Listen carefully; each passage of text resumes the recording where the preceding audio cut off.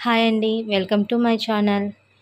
ఈరోజు ఈ వీడియోలో మనీ సేవ్ చేసుకోవడానికి ఇంకొన్ని టిప్స్‌తో మీ ముందుకు వచ్చాను. వీడియోని ఎక్కడా కూడా స్కిప్ చేయకుండా చివరి వరకు చూడండి.